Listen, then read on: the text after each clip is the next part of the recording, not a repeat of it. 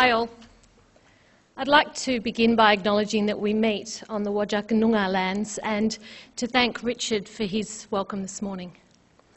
I've titled my brief presentation Undiscovering the Canon, and I'd like to begin with an apology to Griselda Pollock, one of my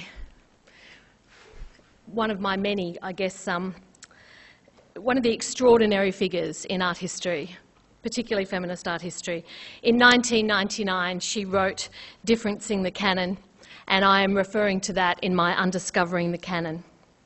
I'm going to step through a series of kind of case studies and unravel this notion of curating. I must say I was quite relieved that at least the last question referred to what must be in Perth the C word of curating. I think it's an interesting provocation, the role of the curator in today's dialogue and in our discussion.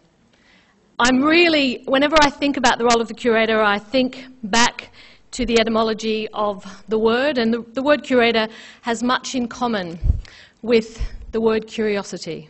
It shares its etymology with that word. I want you to keep that in mind as we're looking at these examples. On screen are works that you may well be familiar with, I'm hoping, and they stand for a type of Trojan horsing as a curatorial kind of modus operandi, a way of working curatorially. On the left-hand side, you see a work by James Dodd, which was a response to a South Australian colonial art exhibition, a work that is placed in front of the South Australian Museum. And on the right-hand side, your very own Ian Strang, as I'm told his name is pronounced. I've been saying Strange for a couple of years. His work, which is called Landed, which was made for the last Adelaide Biennial earlier this year. And both of these works cite a kind of obviously an architectural incursion on the landscape, but also that they represent the necessity of the curator to undiscover the canon. And what I mean by that is that one of the things that we are held to is the significance and the role of telling the story of art history via the canonical works within a collection. So I take as a kind of personal challenge the role of disturbing and undiscovering the collection, the canon, and the curator as key aspects of my practice.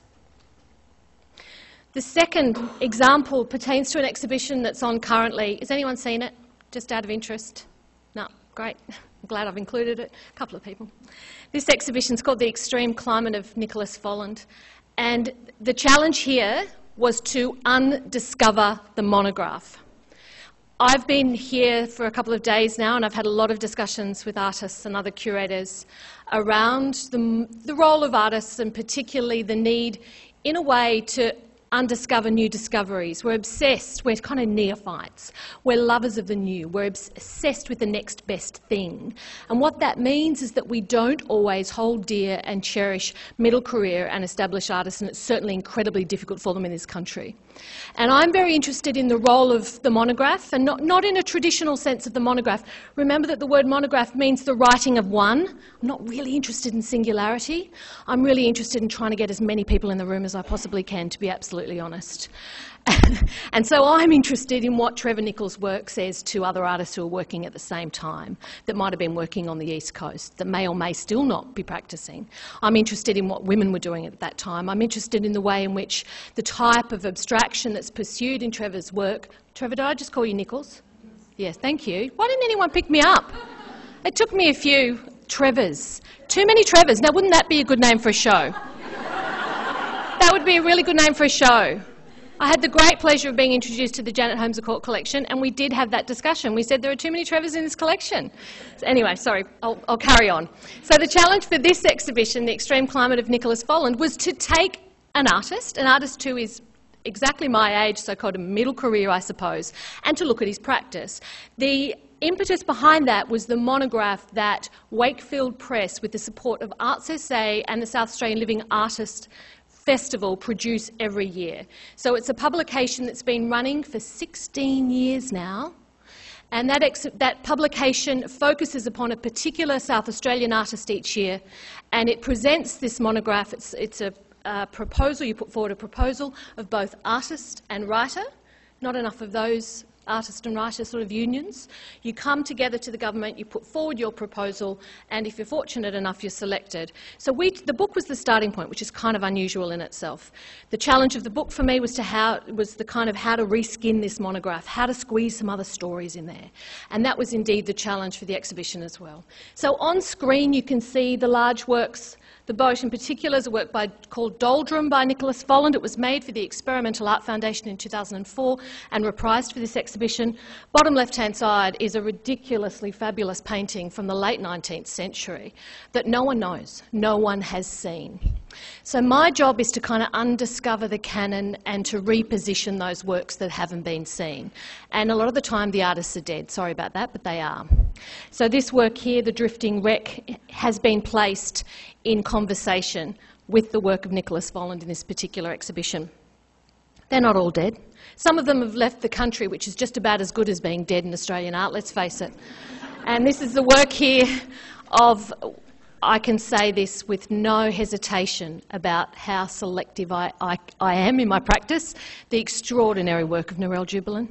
Jubilan in 1988 came to the Art Gallery of South Australia and she did a residency. She went through the Mawson collection, we've included those works in the show, and she went through the State Library's archives and she found this photograph and she remade it in petite pointed needlework, and then she has found this kind of found frame.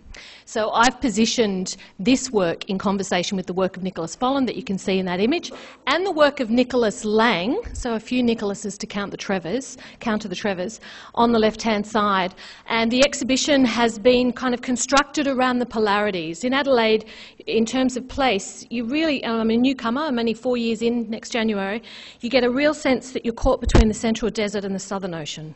So I've used those polarities in the exhibition. So when you travel to the northern end of the show, people are nodding, that's nice, thank you.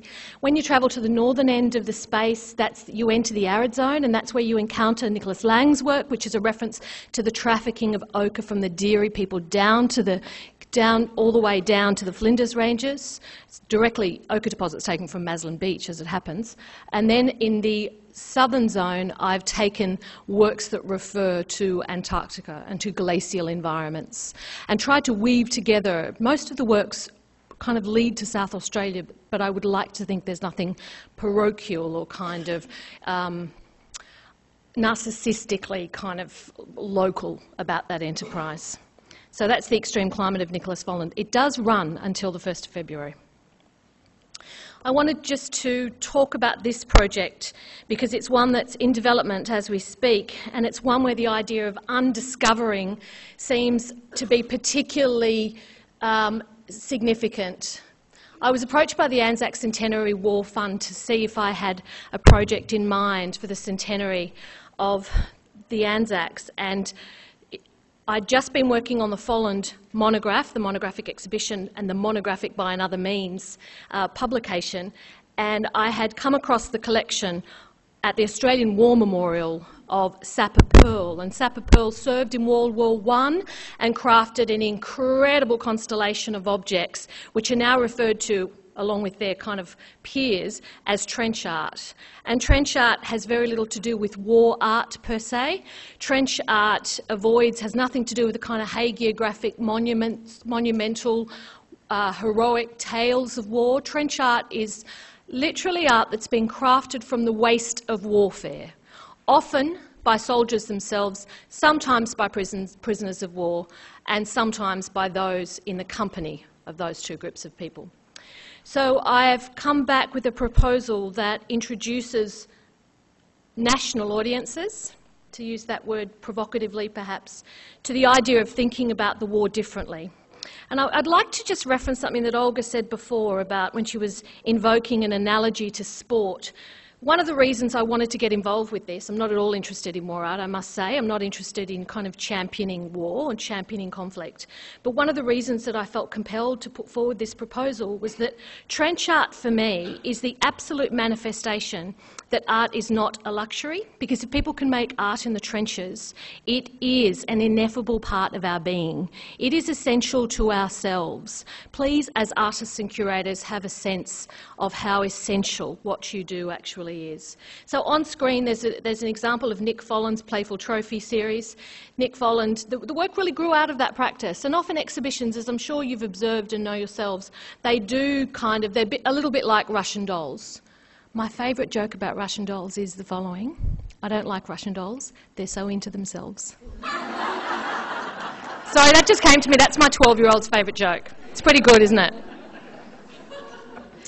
So the artists that I'm working with a few artists, and I'm only going to divulge the name. You're the first people to hear about this project, by the way, in the country, apart from the Anzac people who have given me some money. So the first artist is Nick Folland, because that's kind of where it began, and the second is Tony Albert, who has a personal history. He's been the child of war in so many ways. He has a kind of military family history. He's been working also with the Pambegan family, who are in northern Queensland, in the Arakoon community. So these are indicative images, by the way. These are not images that have been made for the artists by this project, because that hasn't happened yet. So there's another example by the extraordinary Sapper Pearl, a Mapatazzi. We all love a Mapatazzi. And surrounded by these images here of Tony's practice, which I'm sure you're all well aware of. Another work by Sapper Pearl. Pearl's not the only artist, but interestingly, there are 5 people in the world who are interested in trench art, Jane Kimball and Nicholas Saunders among them, and all roads lead to Sapper Pearl, even in the international scholarship. So this Australian man who was working in Belgium mostly, in Ypres, was crafting these incredible objects, and he has made international history in a very kind of, what would you say, sotto voce kind of way. On the left-hand side, you've got the work of Fiona Hall, which was part of the last Adelaide Biennial, of course. And on the right-hand side is her very, very new work, which is a good example to add to the canon, or the non-canon, that Ian referred to earlier when he spoke about the good way of getting white artists into the art world is to collaborate with black artists. And this is a good example, although Fiona needs no introduction. But as a very established artist, she's just made her very first trip to the desert, which I find fascinating. And she's been working with the Jumpy Desert Weavers. And the work that you'll see at the Tarrawarra Biennial, which is called Whisper in My Mask, curated by Natalie King and John Mundine, includes these works here, which are very much trench art. As you can hopefully see from that image, it's a little bit light in here, but these have been made from camouflage, from uniforms, quite specifically. Part of what I'm interested in moves beyond a kind of Anglo-centric way of thinking about war and includes these objects that were crafted not just by the Turkish. Of course, at the time of the war, it was the Ottoman Empire. So Turkey was a much bigger concept than we currently think of it today. So potentially Greeks, certainly Syrian prisoners of war, were crafting these incredible snakes as a form of convalescence, as a way of kind of killing time. And I'm looking at the work of Alistair McCluckie, who you may be familiar with, who's a Victorian-based artist who makes wonderful, wonderful work as part of the project. And I think, finally, Sarah Waters, who's in the Carruthers collection. In fact, I think she's known, this is one of the wonderful things about this, the way art works in this country. I reckon she's known better here than she's in South Australia. She's very well represented in the Carruthers collection and has been in recent exhibitions here. And Sarah really mines her personal family history, and she will be responding like the others. So the artists will take them to the War Memorial to look at this collection, and then we'll select in an attempt to kind of undiscover the canon, and I hope you've picked up on the pun there. We'll be taking the artists and their work on a national tour, which will start in 2016 and run through to 2018. They all, for me, underpin the necessity of finding an unorthodox position in what we do, finding something that hasn't been done, and the necessity to undiscover. Thanks for your time.